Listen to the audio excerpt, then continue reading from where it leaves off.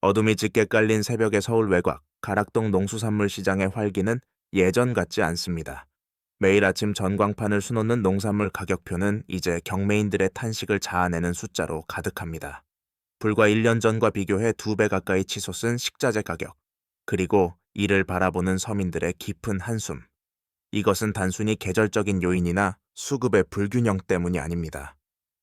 대한민국 경제라는 거대한 함선이 지금껏 한 번도 경험해보지 못한 거대하고 위협적인 파도, 이른바 퍼펙트 스톰, 퍼펙트 스톰의 한복판으로 진입하고 있다는 강력한 전조입니다. 기상학 용어인 퍼펙트 스톰은 개별적으로는 위력이 크지 않은 기상 현상들이 한꺼번에 폭발하며 상상을 초월하는 파괴력을 갖게 되는 현상을 말합니다. 지금 우리 경제가 직면한 상황이 바로 그렇습니다. 전 세계를 덮친 유례없는 고물가, 이를 잡기 위해 숨가쁘게 올린 고금리, 그리고 달러 가치가 하늘 높은 줄 모르고 치솟는 고환율. 이 세 가지 악재가 서로의 꼬리를 물고 증폭되며 우리 사회의 가장 약한 고리부터 무너뜨리고 있습니다. 어제의 1,000원이 오늘의 800원만큼의 가치도 지니지 못하게 된 인플레이션의 공포 속에서 직장인들의 실질 소득은 뒷걸음질 치고 있습니다. 퇴근길 마트에서 고기 한 근을 집어들었다가 다시 내려놓는 주부의 손길에는 막연한 불안을 넘어선 생존의 위기감이 서려 있습니다. 시장 뒤편에서 만난 한 자영업자는 말합니다. 매출은 그대로인데 재료비와 임대료, 그리고 대출 이자가 무섭게 올라서 이제는 버틸 재간이 없다고 말입니다. 하지만 더 큰 문제는 이 위기가 단순히 우리 내부의 노력만으로 해결될 수 있는 성질이 아니라는 점입니다. 태평양 건너 미 연준의 금리 결정 한마디에 한국의 대출 금리가 춤을 추고 중동의 지정학적 위기에 기름값이 요동치며 글로벌 자본시장의 작은 균열이 원화 가치를 사정없이 흔들어 놓습니다.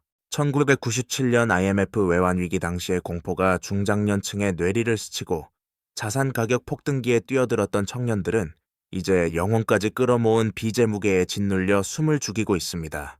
지금 우리가 마주하고 있는 이 폭풍은 과연 일시적인 난기류일까요? 아니면 우리 경제 시스템 전체를 송두리째 뒤바꿔 놓을 거대한 붕괴의 시작일까요?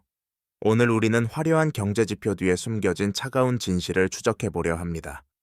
수치와 데이터가 말해주는 냉혹한 현실, 그리고 그 속에서 살아가는 평범한 사람들의 목소리를 통해 대한민국 경제가 맞이한 이 거대한 폭풍의 실체를 정면으로 응시하고자 합니다. 2025년 현재 우리를 에워싼 이 삼각 파도의 중심부에는 과연 무엇이 기다리고 있을까요? 그 위험하고도 절박한 기록을 지금 시작합니다. 위기는 언제나 가장 조용하고 익숙한 곳에서부터 그 발톱을 드러냅니다. 지난 10년 동안 우리는 저금리라는 마취제에 취해 있었습니다. 돈을 빌리는 비용이 거의 공짜에 가까웠던 시절, 유동성은 홍수처럼 풀려나갔고 자산 가격은 영원히 우상향할 것처럼 보였습니다. 하지만 2022년을 기점으로 상황은 반전되었습니다. 팬데믹 이후 풀린 막대한 자금과 공급망 병목 현상, 그리고 러시아 우크라이나 전쟁이 촉발한 원자재 가격 급등은 잠자던 인플레이션이라는 괴물을 깨우고 말았습니다. 미국 연준 OFED 물가를 잡기 위해 금리를 가파르게 올리기 시작하자 한국 경제의 기초 체력은 시험대에 올랐습니다. 금리 인상은 단순히 이자 부담의 증가만을 의미하지 않습니다. 그것은 시중에 풀린 돈을 회수하고 소비와 투자를 위축시키며 결과적으로 경제의 모든 순환고리를 조여오는 거대한 압박입니다. 특히 1,900조 원을 넘어선 가계부채는 대한민국 경제의 가장 취약한 내부의 뇌관이 되었습니다. 소득의 절반 이상을 원리금 상환에 쏟아붓는 가구가 속출하면서 내수시장은 급격히 얼어붙기 시작했습니다. 환율의 변동은 이 긴장감을 더욱 고조시킵니다. 달러당 1,400원 선을 넘나드는 고환율은 수입 물가를 밀어올려 국내 물가 상승을 부채질하는 악순환의 고리를 형성합니다. 우리처럼 에너지와 원자재를 수입에 의존하는 국가에게 고환율은 곧 제조 원가의 상승과 기업 이익의 급감으로 직결됩니다. 과거 1997년 외환위기가 외화 유동성의 부족으로 인한 급성 심근경색이었다면 지금 우리가 겪고 있는 고물가, 고금리, 고환율의 삼각파도는 경제 시스템 전반을 서서히 마비시키는 만성질환과도 같습니다. 문제는 이러한 지표들이 서로 시너지를 내며 위기를 증폭시킨다는 점입니다. 물가를 잡으려 금리를 올리면 부채 부담이 커져 가계가 무너지고, 가계 소비를 살리려 금리를 내리면 환율이 치솟아 물가가 다시 폭등하는 진퇴양난의 형국입니다. 강남의 부동산 중개업소부터 안산의 공단, 그리고 시장 골목의 작은 식당까지, 위기의 징후는 더 이상 통계청의 수치 속에만 존재하지 않습니다. 그것은 이미 우리 삶의 현장에 깊숙이 침투해 있으며, 시스템의 균열은 우리가 감지하지 못한 곳에서부터 조금씩 커지고 있습니다. 지금 이 순간에도 경제 전광판의 붉은 숫자들은 우리에게 묻고 있습니다. 과연 이 시스템은 이 거대한 압력을 견뎌낼 준비가 되어 있는가? 이제 우리는 이 복합적인 위기가 어떤 메커니즘을 통해 우리 경제의 뿌리를 흔들고 있는지, 그 작동 원리를 파헤쳐야 합니다. 경제 위기의 메커니즘을 이해하기 위해선 돈의 흐름, 즉 유동성이 어떻게 독성으로 변하는지를 살펴봐야 합니다. 지난 수년간 대한민국 경제를 지탱해온 동력은 아이러니하게도 빚이었습니다. 가계와 기업이 저렴한 비용으로 자금을 조달해 부동산과 주식, 설비에 투자하며 굴려온 거대한 바퀴가 이제 반대 방향으로 회귀하기 시작했습니다. 이를 역나의 자산 효과라 부릅니다. 자산 가치는 하락하는데 갚아야 할 이자는 늘어나는 순간, 가게는 지갑을 닫고 기업은 투자를 철회합니다. 소비가 줄어들면 기업의 매출이 감소하고, 이는 다시 고용 불안과 임금 정체로 이어지는 하강 나선에 진입하게 됩니다. 여기서 고환율은 불에 기름을 붓는 격입니다. 원화 가치가 떨어진다는 것은 글로벌 시장에서 한국 경제에 대한 신뢰도가 하락하고 있다는 신호이기도 합니다. 환율이 오르면 수입 물가가 상승하고, 이는 생산자 물가를 거쳐 소비자 물가에 고스란히 전이됩니다. 한국은행이 물가를 잡기 위해 어쩔 수 없이 금리를 올리면 이미 한계치에 다다른 대출자들의 원리금 상환 부담은 기하급수적으로 늘어납니다. 이것이 바로 고물가와 고금리가 서로를 자극하며 경제의 숨통을 조이는 긴축의 역설입니다. 특히 주목해야 할 지표는 CDS, 신용부도스와 비 프리미엄입니다. 국가나 기업의 부도 위험을 나타내는 이 수치가 요동친다는 것은 해외 투자자들이 한국 시장을 불안하게 보고 있다는 증거입니다. 유동성이 메마르기 시작하면 가장 먼저 타격을 입는 곳은 부동산 PF 프로젝트, 파이낸싱과 같은 고위험 채권 시장입니다. 건설사가 자금을 구하지 못해 부도가 나고, 그 자금을 빌려준 금융기관이 흔들리는 시나리오. 이는 단순한 가설이 아니라 실제 우리 눈앞에서 벌어지고 있는 일련의 연쇄 반응입니다. 결국 퍼펙트 스톰의 작동 원리는 연쇄적 고리의 차단에 있습니다. 돈이 돌아야 할 혈맥이 고금리라는 혈전에 막히고, 환율이라는 외부 압력이 혈압을 높이며, 고물가라는 염증이 몸 구석구석을 망가뜨리는 형국입니다. 한쪽을 고치려 하면 다른 쪽이 터지는 이 복합적인 모순 속에서 시스템은 서서히 임계점을 향해 치닫습니다. 우리는 흔히 위기가 갑작스러운 폭발과 함께 찾아온다고 생각하지만, 사실 위기는 보이지 않는 곳에서 차곡차곡 쌓인 불균형이 임계치에 도달해 균형을 잃는 순간 완성됩니다. 그렇다면 과거 유사한 고통을 겪었던 다른 국가들은 어떤 경로를 밟았을까요? 그들의 사례는 우리에게 어떤 잔인한 교훈을 주고 있는지 확인해 봐야 합니다. 역사는 반복되지 않지만 그 리듬은 닮아 있다고 합니다. 우리가 지금 겪고 있는 복합 위기의 결말을 예측하기 위해선 통제력을 잃은 경제 시스템이 어떤 비극을 맞이했는지 글로벌 사례를 통해 살펴볼 필요가 있습니다. 가장 먼저 떠오르는 이름은 터키, 튀르키예입니다. 터키는 고물가 상황에서도 정치적 논리로 금리를 낮추는 정반대의 행보를 보이다가 리라와 가치가 폭락하고 물가 상승률이 80%를 넘어서는 초인플레이션을 경험했습니다. 준비되지 않은 포퓰리즘과 경제 논리의 무시가 한 국가의 화폐 시스템을 어떻게 처참하게 파괴하는지 보여주는 살아있는 교훈입니다. 아르헨티나의 사례는 더욱 뼈아픕니다. 한때 세계 10대 부국이었던 이 나라는 반복되는 모라토리엄 채무지불 유예과 만성적인 고물가로 인해 국민의 절반 이상이 빈곤층으로 추락했습니다. 외환 보유고가 바닥나고 대외 신인도가 추락하면 아무리 풍부한 자원을 가졌더라도 경제는 부도의 늪에서 헤어나오지 못한다는 것을 증명했습니다. 베네수엘라 역시 마찬가지입니다. 유가 하락이라는 외부 충격에 적절히 대응하지 못한 채 화폐를 무분별하게 찍어낸 결과 지폐 뭉치가 쓰레기 더미처럼 거리에 나뒹구는 참상을 맞이했습니다. 물론 한국의 기초 체력은 이들 국가와 비교할 수 없을 만큼 탄탄합니다. 하지만 우리가 주목해야 할 것은 2010년 유럽을 뒤흔들었던 그리스 금융위기입니다. 유로화라는 단일 통화 체제 아래서 독자적인 금리 정책을 펼 수 없었던 그리스는 방만한 재정 운영의 대가를 혹독하게 치렀습니다. 국가 부도 위기 속에서 연금이 삭감되고 청년 실업률이 50%를 상회하며 사회 시스템이 붕괴되는 과정은 대외 의존도가 높고 인구 구조가 급격히 고령화되는 한국 경제에 시사하는 바가 매우 큽니다. 우리가 1997년 IMF 외환위기를 통해 뼈저리게 배웠듯 국제금융시장은 냉혹합니다. 체력이 약해진 국가를 포착하는 순간 자본은 썰물처럼 빠져나가고 남겨진 자들은 그 파편을 온몸으로 받아내야 합니다. 앞서 언급한 국가들의 공통점은 위기의 징후를 일시적인 현상으로 치부하며 구조개혁의 골든타임을 놓쳤다는 데 있습니다. 고물가와 고금리의 파고를 견디지 못하고 침몰한 이들의 역사는 단순한 남의 나라 이야기가 아닙니다.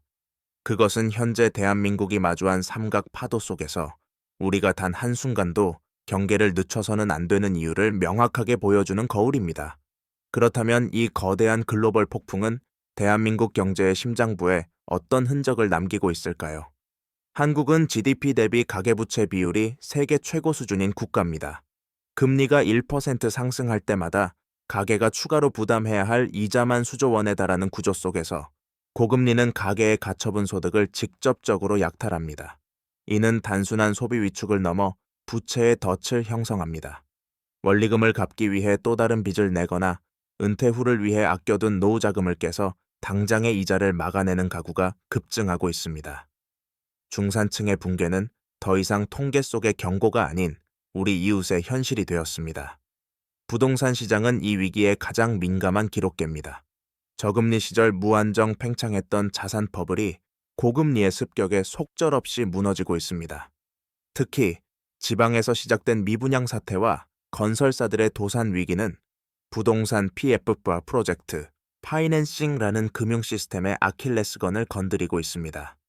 건설사가 무너지면 자금을 공급한 이금융권이 흔들리고 이는 다시 시중은행의 건전성을 위협하는 연쇄 폭발로 이어질 수 있습니다.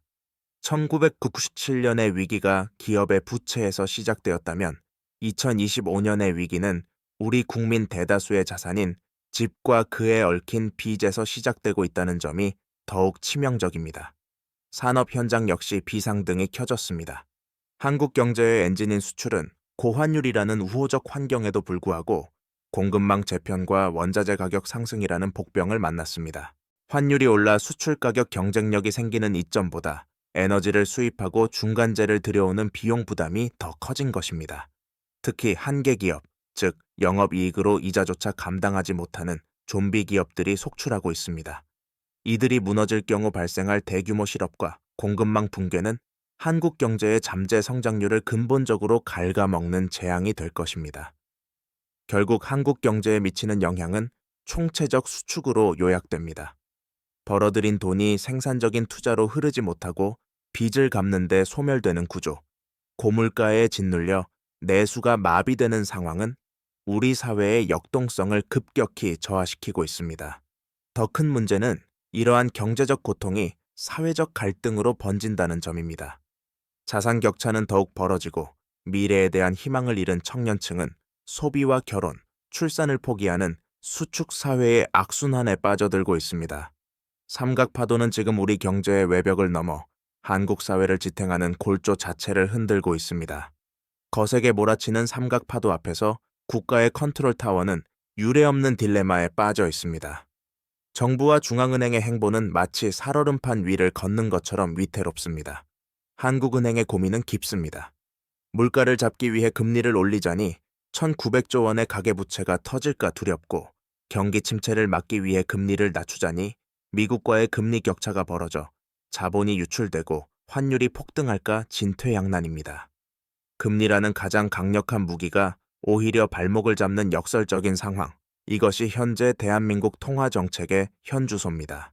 정부의 재정정책 또한 퇴로가 좁기는 마찬가지입니다. 세수 결손이 심화되는 가운데 위기에 처한 서민과 중소기업을 돕기 위해 돈을 풀면 다시 물가를 자극하는 모순에 직면합니다.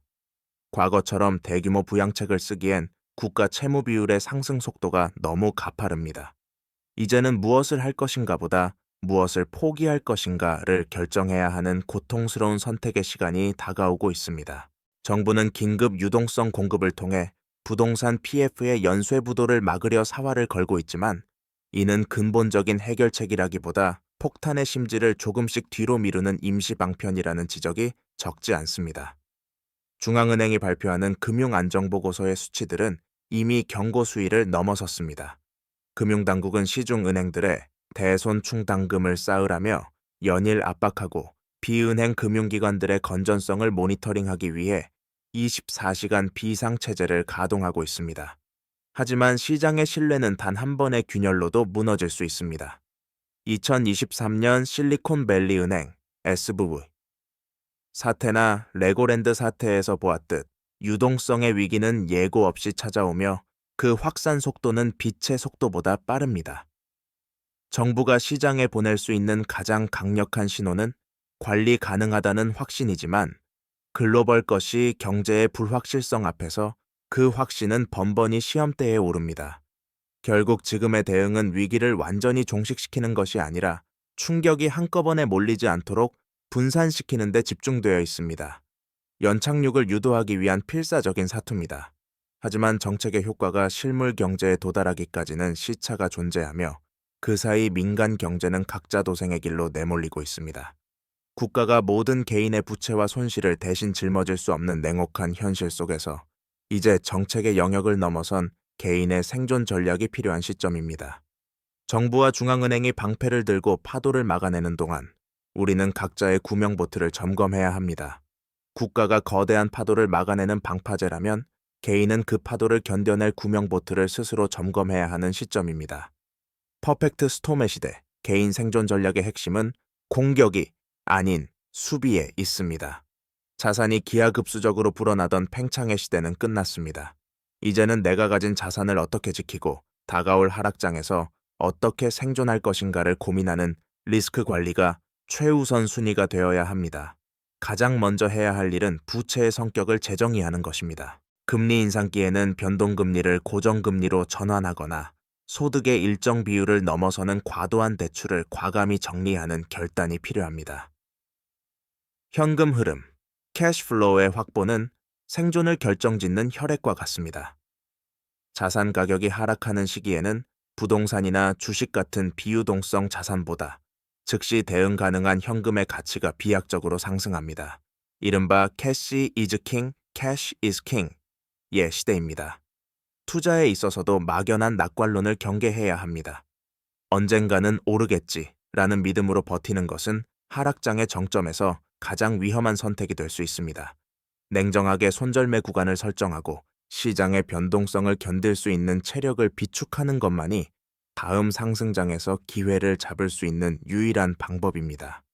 또한 자산의 포트폴리오를 다변화해야 합니다. 한국 원화에만 집중된 자산 구조는 환율 변동성이라는 위험에 무방비로 노출되어 있습니다. 달러나 금과 같은 안전자산을 일정 부분 보유함으로써 국내 경제 위기가 심화될 때 내 자산의 가치를 방어하는 보험을 들어야 합니다. 소비 패턴의 근본적인 변화도 불가피합니다. 보여주기식 소비나 불필요한 지출을 줄이고 실질적인 생존 비용을 확보하는 미니멀 경제 라이프는 선택이 아닌 필수입니다. 위기는 준비되지 않은 자에게는 재앙이지만 철저히 대비한 자에게는 부의 사다리를 갈아탈 수 있는 역전의 기회가 되기도 합니다. 결국 생존 전략의 종착지는 경제적 문해력입니다. 뉴스의 헤드라인에 일희일비하지 않고 금리와 환율의 움직임이 내 지갑에 어떤 영향을 미치는지 스스로 해석할 수 있어야 합니다. 시스템은 우리를 보호해주지 않습니다. 오히려 시스템이 흔들릴 때 가장 먼저 희생되는 것은 정보와 자본이 부족한 개인들입니다. 지금 우리가 겪는 고통이 단순한 경기 침체를 넘어 새로운 경제 질서로 이행하는 과정임을 인식해야 합니다. 나를 지키는 것은 국가도 은행도 아닌 냉철한 판단력과 실행력이라는 사실을 잊지 말아야 합니다. 우리는 흔히 경제 위기를 한순간에 모든 것이 무너지는 거대한 폭발로 상상하곤 합니다. 하지만 실제의 위기는 서서히 차오르는 바닷물처럼 우리가 눈치채지 못한 사이 발밑을 적시고 어느덧 머리 위까지 차오르는 침륜의 과정에 가깝습니다. 고물가, 고금리, 고환율이라는 삼각파도는 단순한 숫자의 나열이 아닙니다. 그것은 누군가에게는 평생 일군 가계의 폐업이며 누군가에게는 잠 못 이루는 밤의 이자 부담이고 또 누군가에게는 포기해야만 했던 미래의 꿈입니다. 그러나 역설적이게도 폭풍은 공기를 정화하고 바다를 뒤섞어 새로운 생태계를 만듭니다. 경제의 역사 속에서 퍼펙트 스톰은 언제나 비효율을 걷어내고 거품을 걷어내며 다시 본연의 가치에 집중하게 만드는 가혹한 스승이기도 했습니다. 1997년의 외환 위기가 우리 기업들의 체질을 바꾸어 놓았듯 지금의 이 시련 또한 대한민국 경제가 부채 주도 성장에서 벗어나 진정한 내실을 다지는 뼈아픈 전환점이 될 것입니다. 지금 당장 눈앞에 파도가 거세다고 해서 항해를 포기할 수는 없습니다. 중요한 것은 이 폭풍이 언제 끝날 것인가를 맞히는 것이 아니라 폭풍이 지나간 뒤 우리는 어떤 모습으로 서 있을 것인가를 결정하는 일입니다. 국가는 더 정교한 안전망을 구축하고 기업은 본연의 경쟁력을 회복하며 개인은 더 단단한 경제적 자립을 준비해야 합니다. 위기의 시대의 가장 위험한 태도는 막연한 낙관도 근거 없는 비관도 아닙니다. 바로 현실을 외면하는 무관심입니다. 우리가 경제지표의 행간을 읽고 변화하는 흐름에 민감하게 반응하며 서로의 고통에 공감할 때 비로소 우리는 이 긴 터널을 빠져나갈 실마리를 찾게 될 것입니다. 다큐멘터리를 마치며 다시 가락동의 새벽을 떠올려 봅니다. 비록 물가는 높고 경기는 차갑지만 여전히 누군가는 트럭에 시동을 걸고 누군가는 상자를 나르며 오늘을 살아내고 있습니다. 대한민국 경제를 지탱해온 진짜 힘은 화려한 통계 수치가 아니라 어떠한 파고 속에서도 묵묵히 자신의 자리를 지켜온 평범한 사람들의 끈기였습니다. 폭풍우가 몰아치는 밤이 지나면 반드시 새벽은 옵니다. 다만 그 새벽에 뜨는 해를 맞이할 자격은 오직 젖은 옷을 말리며 다음 항로를 치열하게 고민한 자들에게만 주어질 것입니다. 퍼펙트 스톰의 한복판, 이제 당신의 항해는 어디를 향하고 있습니까?